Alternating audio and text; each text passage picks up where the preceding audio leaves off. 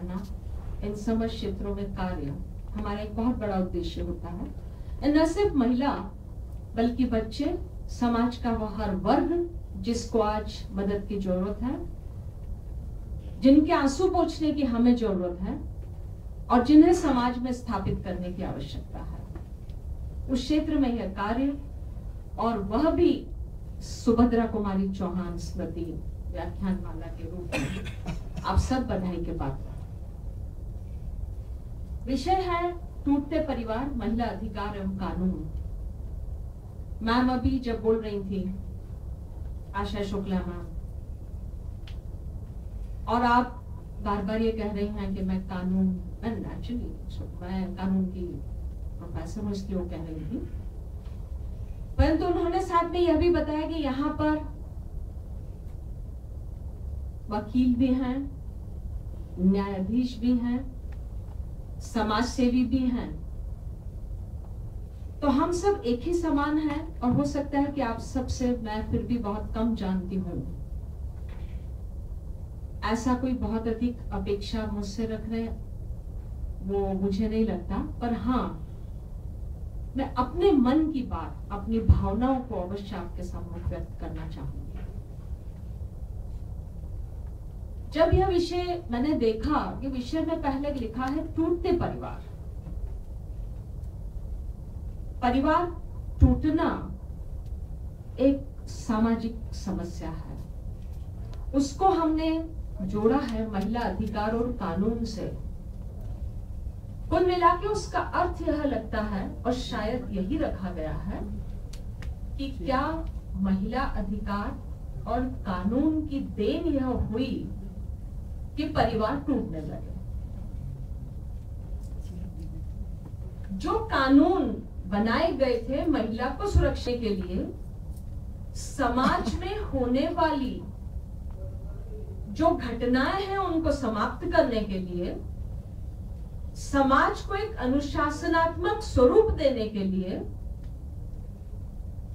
उन कानून और उन कानून की जितनी अधिक जागरूकता हमने फैलाई, जितना अधिक हमने प्रचार प्रसार किया, जितना अधिक हमने उस जानकारी को जन जन तक, हर महिला तक, हर लड़की तक, हर गांव तक, हर बस्ती तक पहुंचाने का प्रयास किया,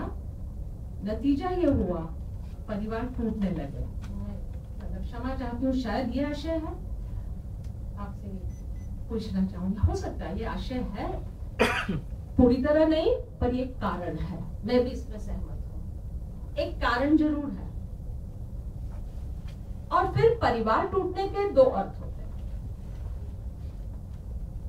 एक परिवार टूट रहा है जहां विवाह विच्छेद है,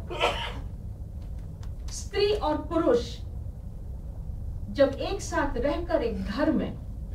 एक परिवार को चलाते हैं तो हम कहते हैं परिवार है।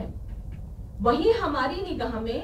और हमारी संस्कृति में परिवार का अर्थ है, जहां माता पिता हैं, बेटे बहू हैं, भाई हैं, चाचा हैं, सब है, एक संयुक्त परिवार की एक जो कल्पना होती है, जहां बच्चे भी हैं, जहां बेटा बहू है, नाती पोते हैं। दोनों स्थितियों पर हम लोग चर्चा कर रहे हैं।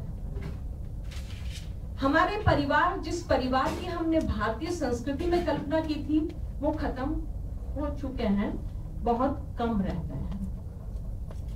आज हमारे सामने समस्या है परिवार का टूटना वहां जहां पति पत्नी अलग, क्योंकि आज तो शायद जो हमारी सामाजिक संरचना है। और एक और बात, हम ये जितनी भी संगोष्ठियां करते हैं या जब हम बैठकर बात कर रहे हैं, जब कानून की बात करते, अधिकार की बात करते, परिवार की बात करते, जिस तबके के लिए हम बात करते हैं यह वह तबका है जो मिडिल क्लास पीपल और जो कहे जाते हैं पढ़े लिखे लोग, सम्मानजनक तरीके से जो जिंदगी जीते हैं। समाज के 3 वर्गों में सबसे अधिक कानून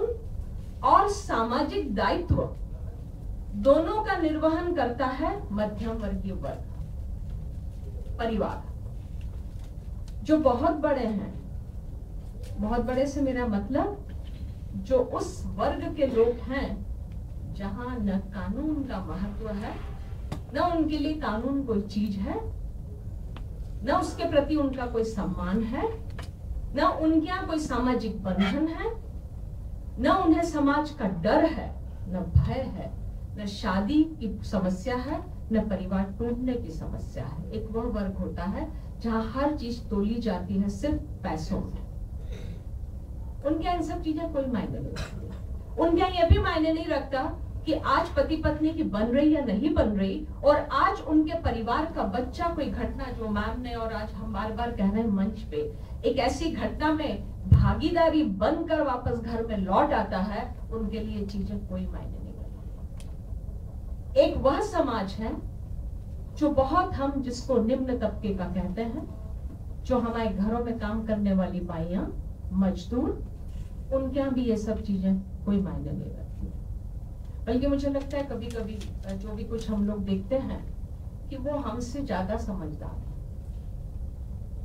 वहां अगर पति पत्नी में भेद हो गया, किसी तरह की लड़ाई हो गई, तलाक हो गया, उनका समाज उन्हें सुरक्षा दे देता है। वो महिला जिसे उसके पति ने छोड़ दिया है, उसको दूसरा परिवार अपने घर बैठा देता है, और वो दूसरे परिवार में उसके पहली बीवी के बच्चों की मां बनकर पूरा योगदान देती है। वो समाज भी बहुत अलग है। मैं अपने अनुभव, जो मैंने ही अपने आसपास अभी तक जीवन में देखा, उससे जो मैंने समझा, ये सारी समस्याएं जो नारी के साथ, जो महिला के साथ हैं, जिनको प्रोटेक्शन देने के लिए हमने कानूनी प्रावधान बनाए, वो सारी समस्याएं, सारे विवाद आपके और हमारे जैसे परिवारों में हैं, जिनको हम फेस करते हैं।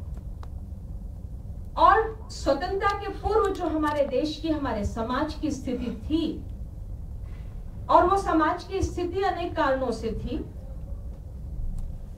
पितृसत्तात्मक परिवार या पीढ़ियों से चली आ रही प्रथाएं, और पीढ़ियों से जो प्रथाएं उपजी थी, उन प्रथाओं के पीछे भी कोई वजह हुआ करती थी। उन सब से जो महिलाओं की स्थिति बहुत खराब हो चुकी थी, और हमको लगा कि ये महिला बहुत सताई गई है, और इसको पुनः, उसके सम्मान को पुनः स्थापित करना है, क्योंकि सम्मान तो हमारी संस्कृति में था। हम मानते हैं, हम समझते हैं, हम देखते हैं, हम अपने धर्मों में उसकी विवेचना करते हैं, पर हम उसका पालन नहीं करते। तो जो सम्मान महिला को मिलना चाहिए था, वो नहीं रहा, और अनेक कुरीतियों ने जन्म लिया, अनेक बुरी प्रथाओं ने जन्म लिया, और उसके कारण नारी की जो स्थिति बन गई, उसके लिए ढेर सारे स्वतंत्र भारत में कानून, कानूनी प्रावधान, सुरक्षाएं देने का हमने प्रयास किया। तो प्रश्न ये है कि जो हमारा टॉपिक है, उस पर हम जब चर्चा करते हैं, तो एक तरफ तो हमें देखना है कि महिला अधिकार और कानून, और फिर हमें यह देखना है कि महिला अधिकार और कानून क्या यह परिवार को बनाने या बिगाड़ने में सहायक है। तो हमने जब कानून बनाए, हमने जब कानूनों में उनको प्रोटेक्शन, जैसा मैम ने भूमिका भी बनाई, और मैं जानती हूँ कि बीइंग अ टीचर हम लोग कुछ अलग तरह से अपने क्लास में पढ़ाना शुरू कर देते हैं, और महिलाओं के संदर्भ में बात करते समय मेरे दिमाग में बहुत सारी चीजें, फिर भी मैं जानती हूँ कि जो प्रक्रियात्मक विधियों में और अनुभव में मुझसे ज्यादा ज्ञान मैम शर्मा रखती हैं,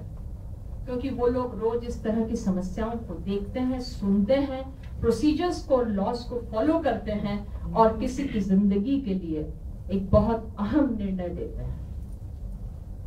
पर वहां भी, मैं अभी नहीं